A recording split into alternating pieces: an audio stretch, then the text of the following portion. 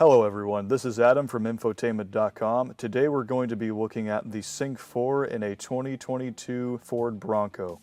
I'm going to be showing off a few of the features here today.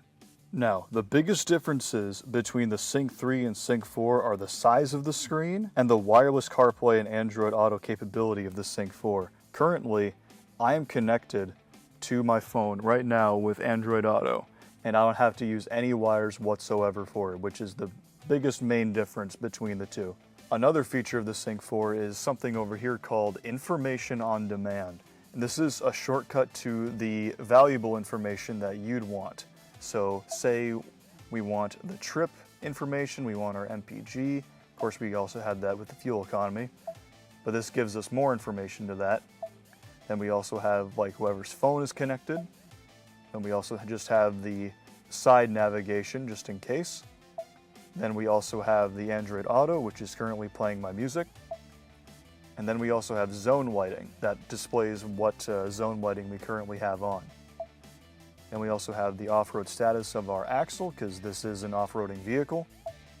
Then we also have the pitch and roll, which unfortunately I can't really show, otherwise I would completely break this camera that's currently recording the screen. And that's the information on demand. And you can see all of them just by scrolling like this. Pretty neat.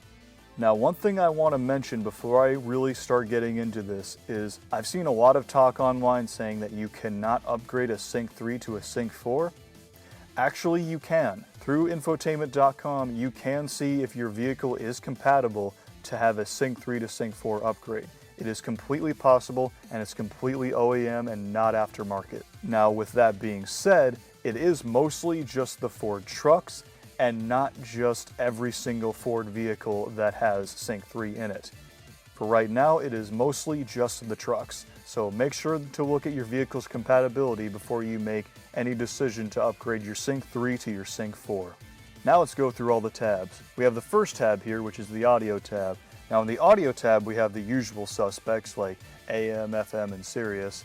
And if you have a Sirius XM subscription, you're able to set up profiles according to whoever is driving the car currently. So one driver may want to listen to rock music, another driver may want to listen to country or electronic or whatever else. And they can set up profiles personally tailored to them, so whoever is driving can listen to their music whenever they want.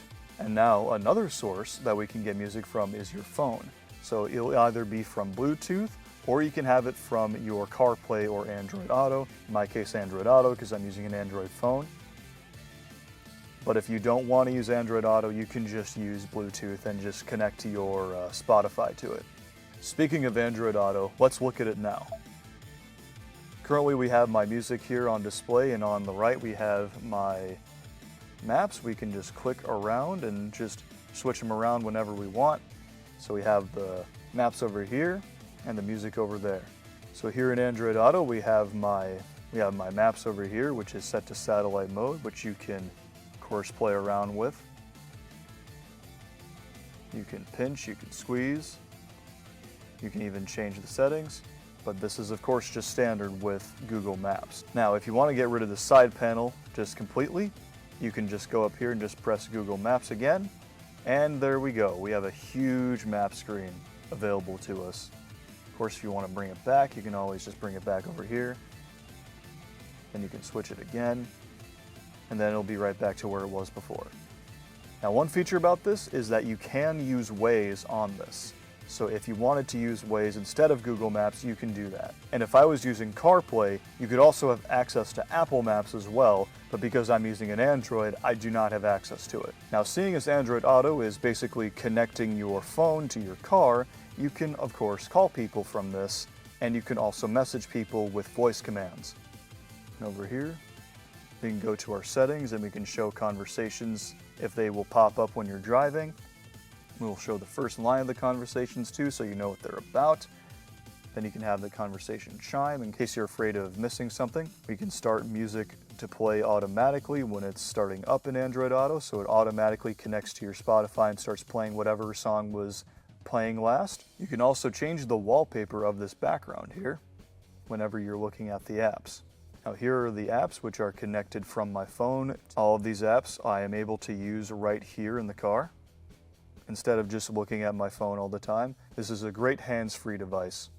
Now if you're okay with just using Google Maps and Waze, that's all fine and dandy here. However, we can't overlook the navigation system that's built into the Sync 4, because from the Sync 3 to the Sync 4, they've come a really long way here. Because now, not only can you have voice-activated navigation, you also have cloud-based navigation with real-time traffic and weather alerts. And another thing here is that you can avoid more things than you could, say, if you're using Google Maps or Waze. You can even avoid tunnels and country borders as well. And also, if we were to look something up and actually go to someplace, let's say the YMCA again, we can choose to include 4x4 roads, but in this case it wouldn't really matter, but the option is there. Now over here we have our apps. However, because I'm using Android Auto, this menu is not very helpful for me because we can just use Android Auto and I have all my apps that I want to use here. So for right now, this is a bit of a redundant kind of place, but if you had iHeartRadio or Pandora, you could access them here. Let's go to settings. Here we have the phone list. There's my phone. We have the sync navigation, which is just another way to access the settings of the navigation here, which you can also use by just going to the menu here. We have the sound here, and we have the tone settings, so we got the treble, mid-range, and bass. We also have the balance and fade, which I think is kind of a cool little thing to have, where you can center where you want all of the sound to converge in your car. Of course, we're going to reset that back to where it was because that's where I like it.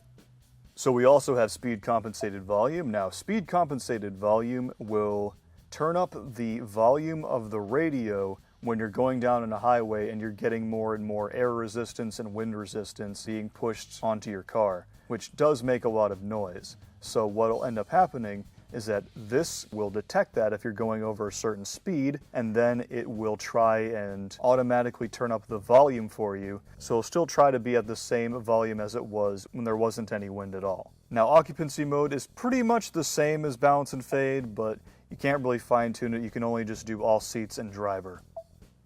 Back in settings, we have the vehicle settings. So we have things like 30-minute max idle, we have rear occupant alert, and we also have my key. So my key is interesting because if you have another set of keys, you can add restrictions to them. Like say, you don't want the next driver to go over 85 miles an hour, or you don't want them turning off traffic control, or you don't want them turning off 911 assist. Things of that nature. And of course we have the remote start setup, windows, wipers, lighting. And this includes the auto high beams, which make it so it will automatically turn on high beams at night. And of course we have the zone lighting, but this isn't where you actually set the zone lighting. You actually set zone lighting in features, but we'll be getting to that pretty soon. We also have the clock down here, which is really easy to change if, say, daylight savings time started or ended. You could easily just change it like that. Now we're in general, so we can set the Sync 4's language and the temperature units, the measurement units in miles, and the tire pressure units, just things like that. You can also set it so it doesn't beep whenever I touch something. But in all honesty, I actually kind of like the beep, so we're going to keep it like that. And then everything else down here is just your general information about the actual car and the Sync 4. Now let's go to the display settings. In the display settings, we can just simply turn the display off, which we can bring back. And same thing with the calm screen, except the calm screen gives us a simplified view where there's no distractions at all, which of course you can bring back by just simply tapping the screen. Of course, we could set the brightness of the screen, and it will automatically detect if it's daytime or nighttime, so it'll adjust the brightness by itself. We have connectivity. That's just simply connecting to Bluetooth and wireless applications. Over here we have the vehicle hotspot, which if you wanted to actually set up a hotspot inside of the vehicle, you could do that here. We have over-the-air software updates, which you don't need a USB for. And we have the Ford Assistant. So we can set up wake words and commands and things of that nature. Now, similar to Ford Assistant, we also have Amazon Alexa, and we also have the 911 Assist.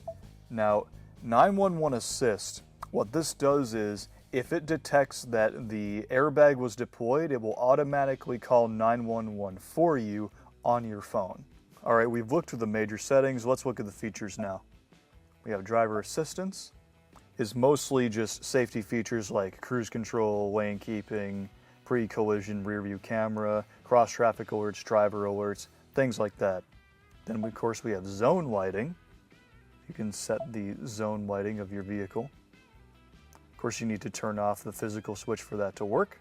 And then last but not least, we have the searchable owner's manual. In case you needed to know anything about the vehicle, everything is right here, and there's videos to show you everything, and bookmarks and visual searches. Pretty much anything that you want to know about this vehicle, you'll find very easily.